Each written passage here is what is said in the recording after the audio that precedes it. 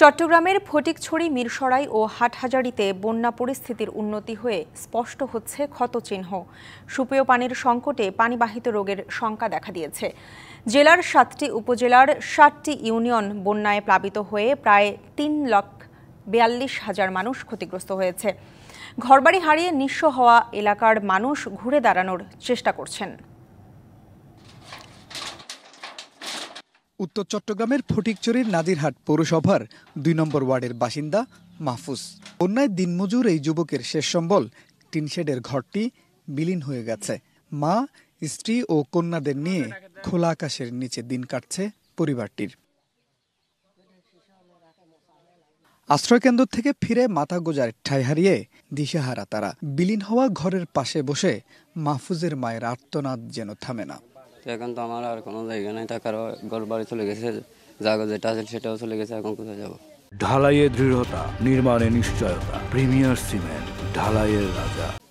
কি করে চলি আর কিছু নাই।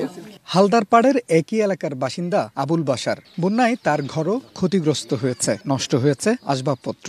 দেখতে দেখতে পানি এক গলা পর্যন্ত পানি গেছে, আমাদের জিনিসপত্র অনেক নষ্ট হয়ে গেছে। এখন ঘরে ঢুকতে পারে, পাকশাক করতে ঘরে করা যাচ্ছে না। এখন ফটিকছড়ির প্রত্যন্ত এলাকা জুড়েই বন্যার এমন ক্ষতচিহ্ন স্পষ্ট। খাবারের পাশাপাশি পুনর্বাসন প্রয়োজন এসব এলাকায়। ফটিকছড়ির হালদার পাড়ে যেগুলো দেখলাম, অনেকগুলো ঘর ভেঙে গেছে। আমরা ঘরগুলো পুনর্বাসনের জন্য আমরা একটা ডাটা তৈরি করব।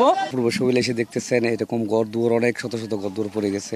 যারা বিত্তশালী আছে, প্রবাসী বাইরে আছে, সবাই একটু এগিয়ে আসার জন্য আমি বিনীতভাবে আহ্বান করব। ফটিকছড়ি, মিরসরাই ও হাটহাজারী ছাড়াও জেলার ৭টি উপজেলায় ৩.৫ লাখ মানুষ ক্ষতিগ্রস্ত হয়েছে। ক্ষয়ক্ষতি হয়েছে ফসলি জমির, দেখা দিচ্ছে নানা পানিবাহিত রোগ।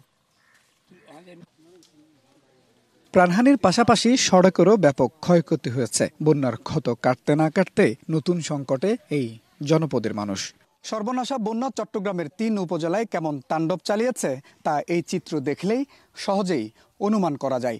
ঘরবাড়ি হারিয়ে নিঃস্ব হওয়া এই মানুষগুলোর কাছে স্বাভাবিক জীবনে ফেরাটাই এখন প্রধান challenge. Mujibul Haque, DBC news, Fatikchhari, Chittagong.